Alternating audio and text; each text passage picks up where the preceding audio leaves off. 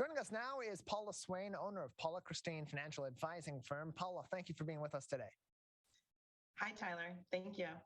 Yeah, glad to have you on with us. So first off, tell us a little bit about Paula and why you decided to start this new financial advising firm. Well, actually, it's not really about financial advising. It's about financial coaching. Okay. So it's a separate business from my other business. So what I decided is, like, just working with clients throughout the years, one thing that everybody had in common is they wish they would have known about money and understanding money and how money works when they were younger. Because just think about how much better off we would all be if we started saving or just even managing our money more efficiently when we were, say, in our 20s. So I decided to put together a online program that will teach people about money. And so why to focus on women 20 years and older? Why particularly that demographic? Well, this business is different again from my other business. This is focusing on everybody. Everybody needs to learn about money. It doesn't matter if you're male or female.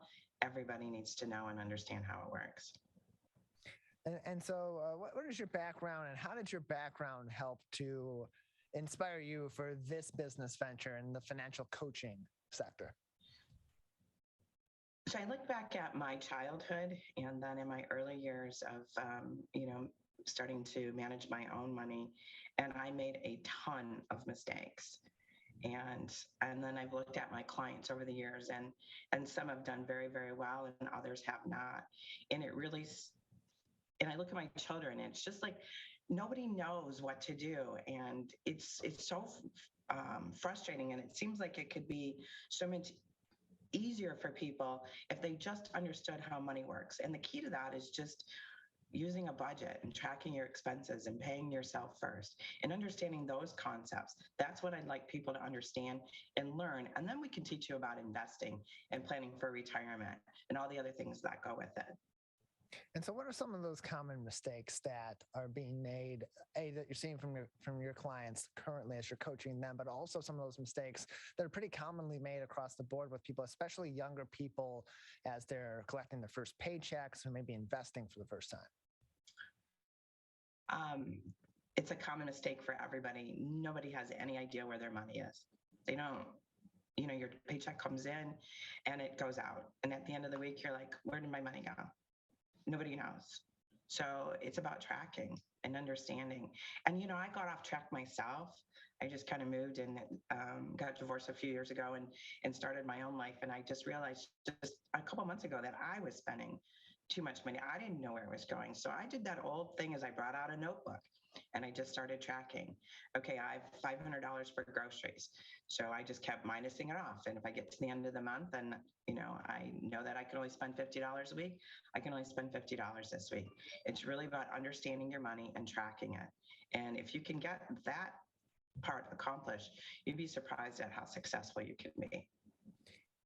And so when people are forming that budget, it's going to be different for everybody. Everybody's going to be making different money. They're going to have different expenses. There are other circumstances that certainly play into it. But where do you suggest that people start as they're formulating their own budgets? They're putting together that list. They're taking out that notebook, as you said, and writing down their expenses and all those necessities. Where do they start?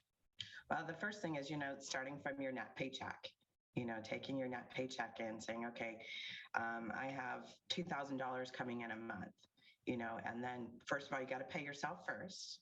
And we'll talk about that in a second. But once you pay yourself first, then you start deducting your expenses. So if you have a mortgage payment or a rent payment or whatever that is, then you just start you have needs and wants. So a need is something that you need to take care of. So that's housing, food, your insurances, and gas. Those are the things and utilities, those are the things that you have to pay. And then if there's anything left, then you can use that for other expenses, like, going out to the movies or going out to the bar, whatever it is that you need to do. On my website at paulachristine.com, there is a link that you can download a budget if you want to get started. We're joined by Paula Swain. She's the owner of Paula Christine, joining us on the Michigan Megacast. Again, as she mentioned, you can go to her website for more information and some helpful tips and resources. PaulaChristine.com. That's PaulaChristine.com for more information to access some of those resources, including those budgeting resources. And then on top of a budget, once you go through and you make the basics of your budget, what would be next after that? We hear so much about people making suggestions that everybody should have an emergency fund for a rainy day, or when you may lose your job, or you have an injury, or some large expense comes up in your home or vehicle. What are your thoughts on that? That's a definite. I was just having that conversation with my daughter last night. She's like, Mom, how much do I need to have in my emergency account? I said to her, what is your monthly expenses, stuff that you have to pay? And she said $2,000 a month. I said, okay, then you need to have $12,000 in an emergency account.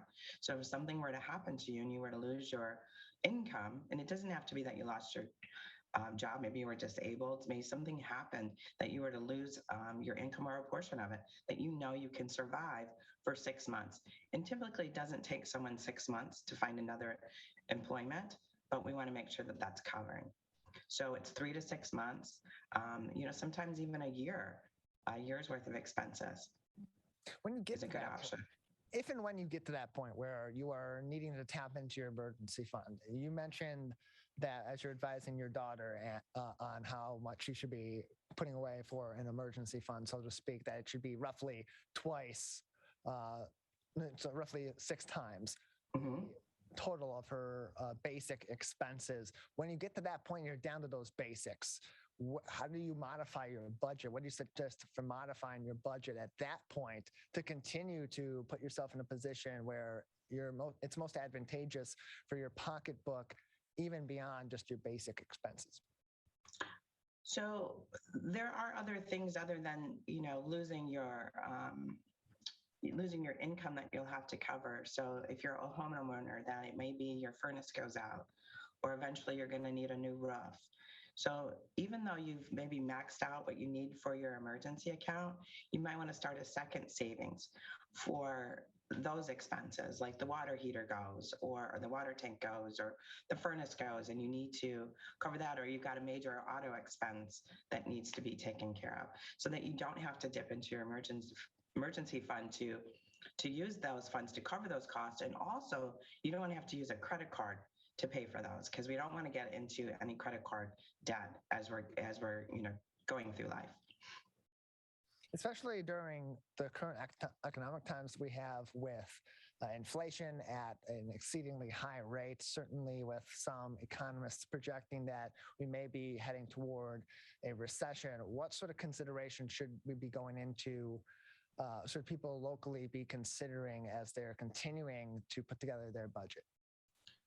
Well, this is a good time to really look at your budget and definitely keep track, and also to see where you can make some cuts. So what we want to look at is like, do you have a million streaming services? Are you make the cable bill? Can you reduce those costs down?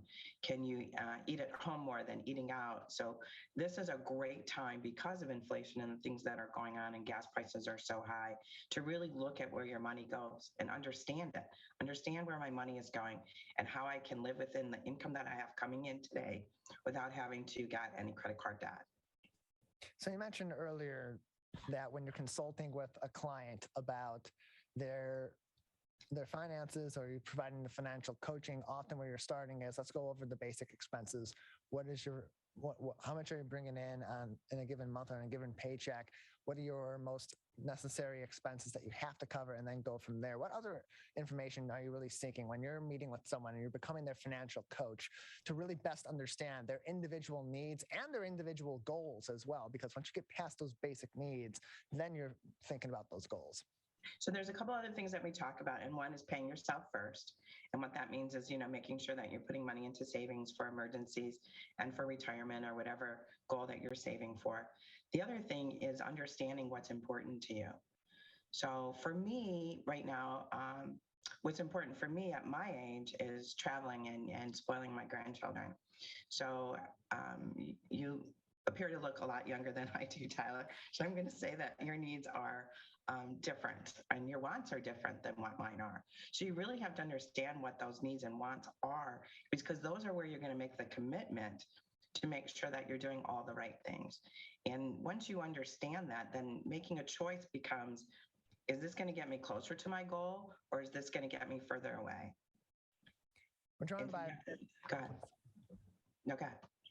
We're joined by Paula Swain. She's the owner of Paula Christine, joining us on the Megacast. More information can be found on her website, paulachristine.com. That's paulachristine.com for more information on the services provided by her company, as well as helpful resources to help you in your financial education and planning for the future as well, based on your circumstances. Again, paulachristine.com for more information on all of that. And then as people are consulting with you and they're gaining this financial coaching, what are those next steps when you get the basics down, when you get some of those wider goals down? What are those next steps in your coaching to then take their financial knowledge and their financial planning also based on the knowledge that they've gained to that next level? So once we get the basics down, there are, you're going to have to want to learn about investing and understanding how the market works. And you're going to want to make sure that you've got the proper estate planning in place. So if you're a young family, what happens if something happens to you? Who's going to take care of your children? If you and your spouse were to pass away. And if you don't have something in writing and a proper document, then, the court's going to decide who's going to take care of your children. So it's not only about just managing money, you've got to understand all the aspects of your finances, and that's proper estate planning. Do you have life insurance? Do you have disability insurance? Are you investing properly for your goals? There's a lot that goes into making sure that you are setting yourself to have that financial security that everybody wants.